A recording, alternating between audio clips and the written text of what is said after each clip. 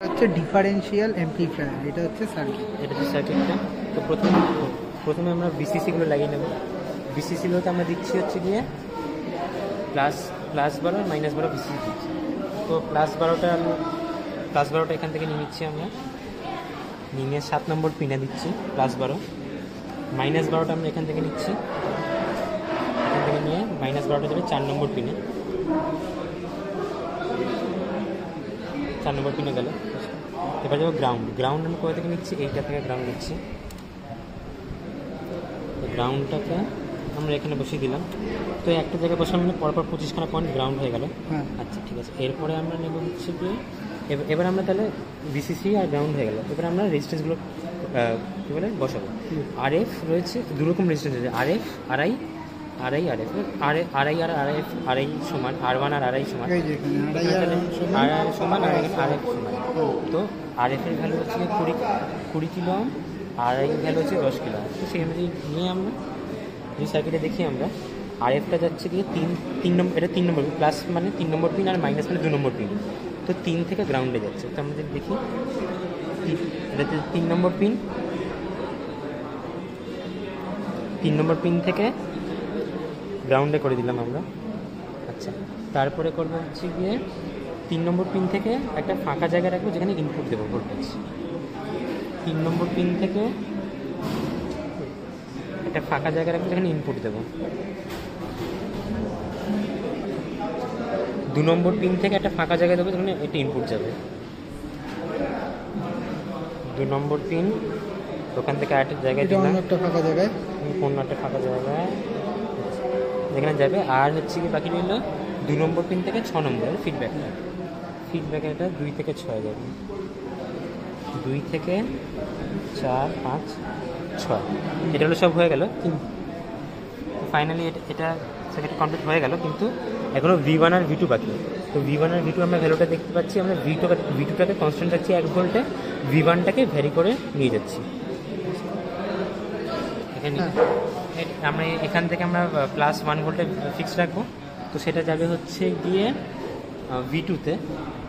তার মানে V2টা আছে হচ্ছে গিয়ে 2 নম্বর পিন।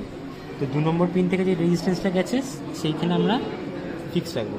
আরেকটা নেব হচ্ছে কি ভেরিয়েবল, যেটা V1-এ যাবে 3 নম্বর পিনে, V1-এ যাবে, আর সেটাকে আমরা রাখছি এখানে রেজিস্ট্যান্স আরেকটা এতে লাগিয়ে দেবো। হ্যাঁ, লাগালাম। এবার মাপবো কী করে? এবার লাগানো হয়ে গেল। এবার এটাই হচ্ছে কি ফুল সার্কিটটা। এটা এখানে দেখলেই বোঝা যাবে সব ফিডব্যাক আছে। এই পুরো এটার মতো হয়ে গেল। এবার কিছুই না। এবার তাহলে V2টা তো কনস্ট্যান্ট রয়েছে। এবার আমরা কি করব, V1টাকে পাল্টাবো। V1টা আমরা যেখান থেকে নিয়েছি, এই V1টা আমরা 1 থেকে 6.5 অবধি ভ্যারি করবো। এখানে যেমন দেখতে পাচ্ছি 1 থেকে 6.5। আমার একটা কথা শুন, এবার ধর আমরা মাল্টিমিটার নিই, ঠিক আছে? একটা মাল্টিমিটার নিলাম, নিয়ে V2কে এটা দিয়ে কনস্ট্যান্ট করবো। না, V2 তো ইনপুট ভোল্টেজ কনস্ট্যান্ট হয়ে গেছে। V2 কনস্ট্যান্টটা এটা মাপতে পারি। হ্যাঁ, এটা দিয়ে মাপতে পারি। দেখতে হলে এটা কোথায় কি লাগাবো? এটা লাগাতে হবে V2টা যেখানে আছে। V2টা কোথায় আছে? V2 আছে হচ্ছে গিয়ে 2 নম্বর পিন থেকে রেজিস্ট্যান্স যেটা বেরিয়ে যাচ্ছে সেখানে। তো 2 নম্বর পিন থেকে রেজিস্ট্যান্সটা বেরিয়ে আসে এখানে। তাহলে লালটাকে আমার এখানে ধরতে হবে, আর কালোটাকে গ্রাউন্ডে দিতে হবে। এখানে ভোল্টেজ দিয়ে হ্যাঁ চেক করতে হবে। আর আরেকটা মাল্টিমিটার V1-এ লাগাতে হবে। মানে এই যে এইখানটাতে, এর ভেতরে এখানে লাগিয়ে বাড়াবো। এখানে আমরা বসিয়ে দেবো। এখানে ওটা করে দিলে, আর এটাকে গ্রাউন্ড করে দিলে, এবার বাড়াবো। তাহলে আমরা দেখতে পাবো V1টা চেঞ্জ হচ্ছে। আর একটা আউটপুট লাগবে। আউটপুটটা দেখি, আউটপুটটা এরকম আছে। তো এরকমভাবে চেঞ্জ হবে। আউটপুটটা আমরা অবশ্যই 6 নম্বর পিনে পাচ্ছি। তো 6 নম্বর পিন আউটপুট লাগবে। তো আরেকটা মাল্টিমিটার নিয়ে আমাকে 6 নম্বর পিন থেকে, ঠিক আছে, লাগবে 6 নম্বর পিনে একটা ছোটো তার বসিয়ে দিলেও সুবিধা হয়। এই যে 6 নম্বর পিনে 1 2 3 4 5 6 6 নম্বর পিনে একটা তার বসিয়ে দিলাম। তার বসিয়ে দিয়ে ওখান থেকে কালোটা সবসময় গ্রাউন্ডেই থাকবে। এখানে দেখানো নেই, কিন্তু 6 নম্বর পিনটা লালটা তাহলে 6-তে থাকালেই আমরা আউটপুট ভ্যালু পেয়ে যাবো। আচ্ছা, এবারে হচ্ছে গিয়ে CMRR-এর ডায়াগ্রামটা আর আগের ডায়াগ্রামটা দেখতে গেলে আমরা বুঝবো যে পুরোটাই সমান। নিচেও সমান আছে, মানে জাস্ট ফিডব্যাকও সমান, গ্রাউন্ডেরটাও সমান, শুধু 2 নম্বর আর 3 নম্বর পিনের যে যাচ্ছে সেটা কমন জায়গায় যাচ্ছে, না দুটো আলাদা জায়গায় যাচ্ছিল। ডিফারেন্সিয়াল অ্যাম্পলিফায়ার আলাদা জায়গায় যাচ্ছিলো, সিএমআর কমন জায়গায় যাবে। তো শুধু সেইটুকু চেঞ্জটা করলে আমরা যদি দেখতে পাই, এখানে হচ্ছে গিয়ে প্লাস ভিসিসি দেওয়া আছে, মাইনাস ভিসিসি দেওয়া আছে, এখানকার এই 20 কিলোমটা গ্রাউন্ডে করা আছে, আর 20 কিলোমিটার ফিডব্যাকে দেওয়া আছে। তো বাকি আমরা দুটো 10 কিলো নিয়ে কমনের জায়গায় যাব 2 নম্বর আর 3 নম্বর পিন থেকে। তো এবার হচ্ছে 2 নম্বর পিন থেকে একটা বের করছি, এক জায়গায় লাগালাম, দিলাম, দিয়ে এবার 3 নম্বর থেকেও একই জায়গায় যাবে, এখান থেকে ওই একই জায়গায় যাবে। ওখানে একটা মাল্টিমিটার লাগিয়ে ভি ইনপুটটা দিয়ে দেবো। হ্যাঁ, ওখানে এবার ভি এখানে যেহেতু ভিআই আছে, তাহলে ভি ইনপুট লাগবে। তো আমরা দেখতে পারি এখান থেকে একটা ভিআই নিয়ে এদের কমন যে জায়গাটা আছে সেম। গ্রাউন্ড কি যে কোনো একটা জায়গায় করলে? গ্রাউন্ড 4টা গ্রাউন্ড আছে, যে কোনো একটা গ্রাউন্ড করে দিই। ঠিক আছে। তো এটাই হয়ে গেল আমাদের সিএমআর এর সার্কিটটা, যে রেজিস্ট্যান্সগুলো নিয়ে একটা কমন জায়গায় যাবে, কমনটা একটা ভেরিয়েবল ভোল্টেজ সোর্সে থাকবে সেইটা। এগুলো এটা ডেটা নেওয়াটা আরোই সহজ। এখানে হচ্ছে গিয়ে শুধু ভি ইনপুট আর ভি আউটপুট চেক করতে হবে। তো ভি ইনপুট আমরা কমন যে জায়গাটা লাগিয়েছি সেটা হচ্ছে ভি ইনপুট। তো আমাদেরকে ইনপুটের নবটাই পাল্টাতে হবে শুধু। আর মাপার জন্য মাল্টিমিটারের তো একটা গ্রাউন্ডে থাকবেই, গ্রাউন্ডে থাকলেও আর একটা হচ্ছে কি আমরা যখন যেটা মাপছি তখন সেখানে অ্যাপ্লাই করবো। V1 মাপছি যদি, মানে ইনপুটটা তাহলে ইনপুটের দেখবো, আর এর আউটপুটে 6 নম্বর পিনে দেখবো। ইনপুটটা আমরা দেখবো হচ্ছে গিয়ে ইনপুটে, আর 6 নম্বর পিনে আউটপুটে দেখবো। আর দুটো মাল্টিমিটার দিয়ে আলাদা আলাদা করে দেখলে সুবিধা হবে অবশ্যই। তো এরমভাবে দেখবো, তাহলে ভি ইনটা এরমভাবে পাল্টাবে, ভিআইটা, আর ভি আউট এরমভাবে পাল্টাবে। সেমভাবে এর একই টেবিল, শুধু এটা পজিটিভ ভোল্টেজ নেওয়া আছে, নেগেটিভ ভোল্টেজ। মানে এটা কি এখান থেকে এইটা না এটা ঘোরালে হবে না, এটা পুরোটা ঘোরালে পজিটিভ ভোল্টেজ পাবো। তখন নাকি ভোল্টেজটা সোর্সটা পাল্টে আবার এটা থেকে নিতে হবে, তখন মাইনাসে পাবো। হ্যাঁ, তখন মাইনাসে হয়ে যাবে, তাহলে সিএমআর হয়ে যাবে। তারপরে ক্যালকুলেশন আছে, ওটা করে নিলেই হয়ে যাবে।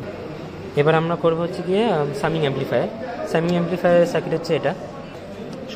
সব অপ অ্যাম্পেই যেমন সেম থাকে, ফিডব্যাকটাও এখানে আছে, আর এখানে প্লাস ভিসিসি মাইনাস ভিসিসি আছে, শুধু 2 নম্বর আর 3 নম্বর পিনে আগেরটা থেকে একটু পাল্টাবে। ঠিক আছে, সেটা আমরা দেখে নিতে পারবো এখান থেকে। ফিডব্যাকটা এখানে দেওয়া আছে আগেরটার মতনই, এটা plus VCC minus VCC ground করা আছে। আমি বলছি, আচ্ছা এখানে আমরা দেখতে পারি আর হচ্ছে 1 কিলো ওহম, আর 1টা হচ্ছে 1 কিলো ওহম, আর আরেকটা হচ্ছে 2 কিলো ওহম। তো এটা আমরা ডায়াগ্রাম থেকে দেখে বুঝতে পারি, তার মানে এই চারটি হচ্ছে 1 কিলো ওহম, আর এটা শুধু 2 কিলো ওহম। তো সেই অনুযায়ী আমরা বসিয়ে দেবো। তো আমরা আপাতত ফিডব্যাকটা বসানো হয়ে গেছে। ফিডব্যাকটা বসানোর পর আমরা ডায়াগ্রাম অনুযায়ী 3 থেকে একটা ফাঁকা জায়গায় যাব, 3 থেকে একটা পিনে যাব যেখানে কিছু কানেক্ট করা নেই, সেটা থেকে একটা গ্রাউন্ড। না এটা 3 নম্বর পিন। তিন হচ্ছে প্লাসটা হচ্ছে 3টে থেকে 3টে আলাদা আলাদা জায়গায় যাবে যেখানে ভোল্টেজ ইনপুট দেবো আমরা। ঠিক আছে। তো ওখানে একটা গেল, দুটো গেল, 3টে আলাদা আলাদা পিনে যাবে এটা, আর আরেকটাও যাবে, 3 থেকে তিনটা পুরোই আলাদা জায়গায় যাবে। পুরো হ্যাঁ, ভার্টিক্যালি পুরো আলাদা আলাদা সেকশনগুলোতে যাবে। হ্যাঁ, এখানে 3টে আলাদা জায়গা গেল।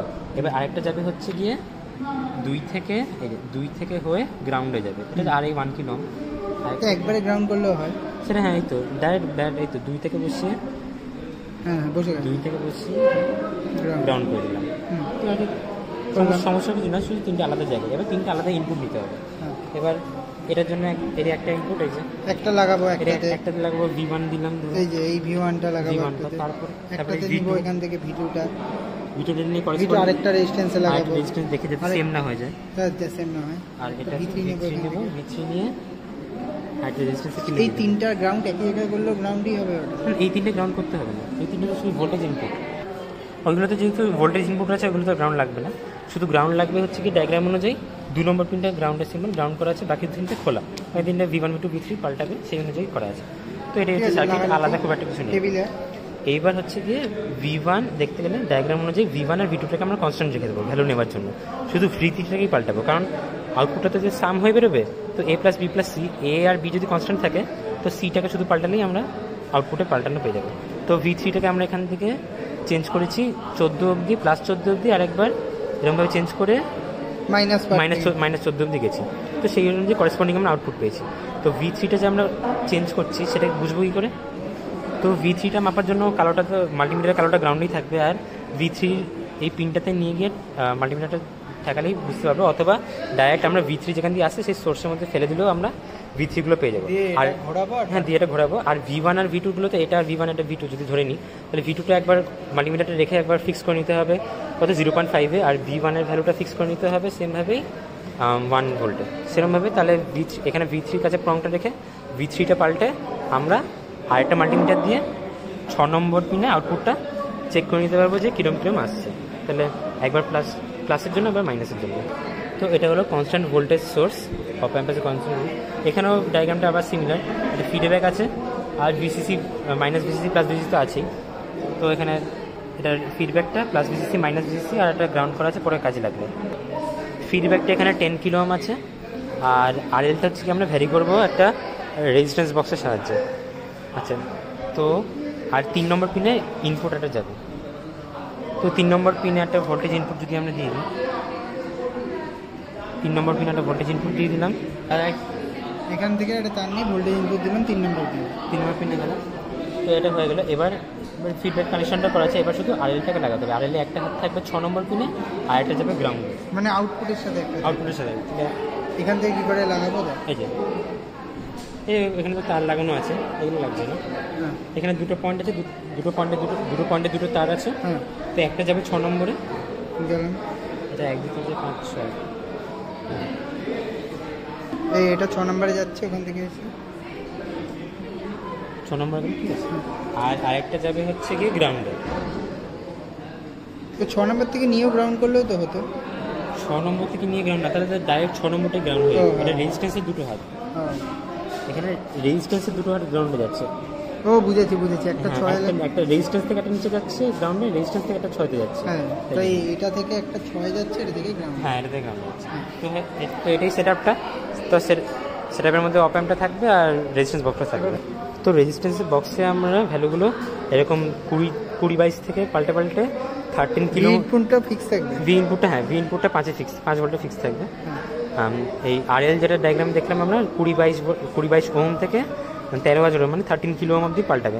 তো এখানে যেমন পাল্টাবে, এখানে রয়েছে মাল্টিপ্লায়ার রয়েছে, এটা হচ্ছে 1 করে মাল্টিপ্লায়ার, মানে এটা 0, তাহলে এটা করলে 1 ওহম, এটা করলে 2 ওহম, এটা করলে 3 ওহম, কারণ মাল্টিপ্লায়ারটা 1 রয়েছে, এটাই মাল্টিপ্লায়ারটা 10 রয়েছে। তো তার মানে এখানে মাল্টিপ্লায়ারটা যেহেতু 10 রয়েছে, তাই জন্য এটা 1 দিলে হচ্ছে 1 × 10 মানে 10, এটা 20, এটা 30, এরকমভাবে যাবে। এখানে মাল্টিপ্লায়ার রয়েছে হচ্ছে কি 100 মাল্টিপ্লায়ার, তাহলে এখানে করে যাবে, এটা হচ্ছে 100, এটা হচ্ছে 200, এটা হচ্ছে 300, আর এইটার মাল্টিপ্লায়ার হচ্ছে গিয়ে 1000। তো 1000 মানে এটা হচ্ছে 1000, এটা 2000, এরকমভাবে। তো এরকম এই চারটের কম্বিনেশন বানিয়ে আমাদেরকে ভ্যালুটা স্টার্ট করতে হবে 100 কম ওহম থেকে স্টার্ট করতে হবে। আস্তে আস্তে 22টা কী করে বানাবো? 22টা আমরা ডিসক্রিট রেজিস্ট্যান্স নিয়ে করেছিলাম, তখন এই রেজিস্ট্যান্স বক্সটা ব্যবহার করিনি, তাই জন্য 22 পেয়েছিলাম।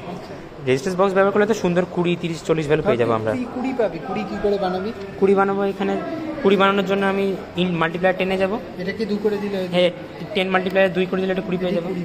হ্যাঁ, তো 350 চাই, তো 350-তে তাহলে 300, 100 টাকায় 3 নিয়ে যাবো, আর আরও 50 চাই। তো হ্যাঁ, 1 2 3 4 5, এইটা কতক্ষণ ভ্যালু নিতে হবে তাও এই 5-এর আগে অবধি? হ্যাঁ, না বলছি, হ্যাঁ, তাহলে এই যে কনস্ট্যান্ট ভ্যালুটা হবে, যতক্ষণ আমরা কনস্ট্যান্ট ভ্যালু পাবো ততক্ষণ ভ্যালু নিতে হবে।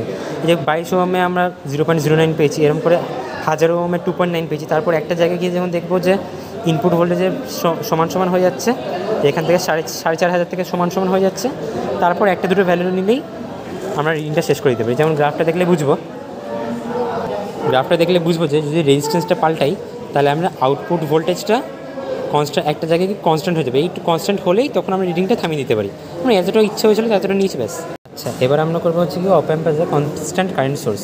এখানে অন্যগুলো সার্কিট থেকে একটু আলাদা, এখানে ফিডব্যাক নেই। যেমন এখানে প্লাস ভিসিসি মাইনাস ভিসিসি তো আছেই, শুধু এটা 6 নম্বর পিনে আটকানো আছে। প্লাস ভিসিসি মাইনাস ভিসিসি আর গ্রাউন্ড করা আছে পরের জন্য। তো আমরা ডাইরেক্টলি প্রথমে 3 নম্বর পিন থেকে প্লাস পিন থেকে গ্রাউন্ড করে দেবো। 3 নম্বর থেকে গ্রাউন্ডে করে দিলাম। তারপরে 2 নম্বর থেকে আরআই যাবে একটা পয়েন্টে, যেখানে ভিআই থাকবে।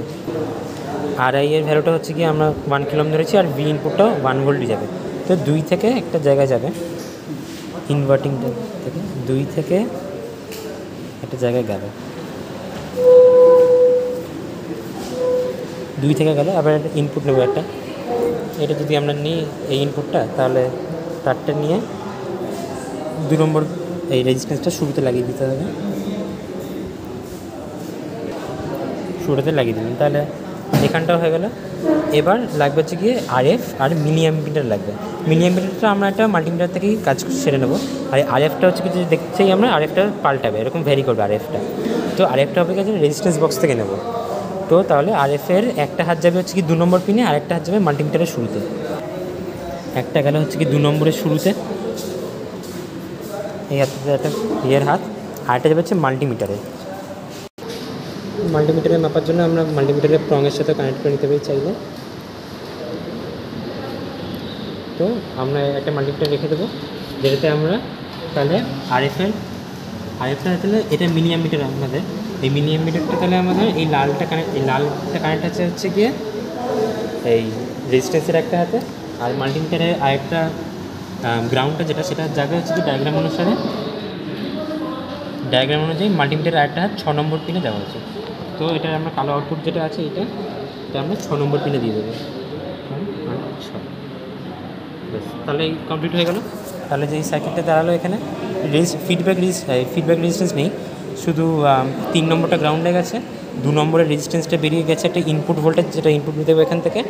আর হচ্ছে গিয়ে 2 নম্বর থেকে একটা বেরিয়েছে, যেটা রেজিস্ট্যান্সে হাতে যাবে, আর রেজিস্ট্যান্সে আরেকটা হাত যাবে মিনি অ্যামিটার থেকে কালোটা হবে হচ্ছে গিয়ে 6 নম্বর পিনে। ডায়াগ্রামটা দেখে নিলে বুঝে যাবে। এখানেও আমরা কনস্ট্যান্ট ভোল্টেজ সোর্সের মতো আর কি রিডিং ভ্যালুগুলো অনেক ছোটো ওহম থেকে শুরু করতে হবে, তারপর গিয়ে অনেক হাই ভ্যালুতে যেতে হবে। তো ছোটো ওহম যখন ছোটো রেজিস্ট্যান্স যখন থাকবে, সেইগুলো আমরা যেমন 40-50 সেগুলো আমরা রেজিস্ট্যান্স বক্স থেকে পেয়ে যাবো। এটা যেমন মাল্টিপ্লায়ার 10, তো যদি 40 চাই, এটা 1 2 3 4 40 পেয়ে যাবো। যদি আমরা আরও হাই ভ্যালু চাই 2050, এটা 1000, এটা 2000, কারণ মাল্টিপ্লায়ার আছে 2050, তো শুধু 50 আবার এখান দিয়ে 3 4 5, তো এটা 2000 দিল, এটা 50 দিল, এরকমভাবে আমরা ডিসক্রিট ভ্যালু নিতে পারি। তো আমরা রেজিস্ট্যান্সের ভ্যালুগুলো কিছু 50 গ্যাপে রাখলেও হবে, তারপর একবার 100 রেঞ্জে চলে গেলে 100 করে গ্যাপে রাখলেও হবে, তারপর 1000 রেঞ্জে চলে গেলে 1000 গ্যাপ করে রাখলেও হবে। তো কনস্ট্যান্ট ভোল্টেজ সোর্স আর কনস্ট্যান্ট কারেন্ট সোর্স দুটোতেই গ্যাপিংগুলো এরকম বুঝে নিয়ে করতে হবে। এবার আউটপুটটা কী পাবো? আউটপুটটা পাবো হচ্ছে গিয়ে আমরা কনস্ট্যান্ট একটা কারেন্ট পাবো। কনস্ট্যান্ট কারেন্টটা কোথায় পাবো? আমরা ওই যে অ্যামিটারটায় মাপছি, এই যে অ্যামিটারটায় মাপছি, বা ডায়াগ্রামে যে আছে, ডায়াগ্রামে যে মিনি অ্যামিটার আছে, এইখানে আমরা কনস্ট্যান্ট কারেন্টটা পাবো। এবার কনস্ট্যান্ট কারেন্টটা যে পাচ্ছি, সেটা ভ্যালুটা কত হবে বা বুঝবো কী করে?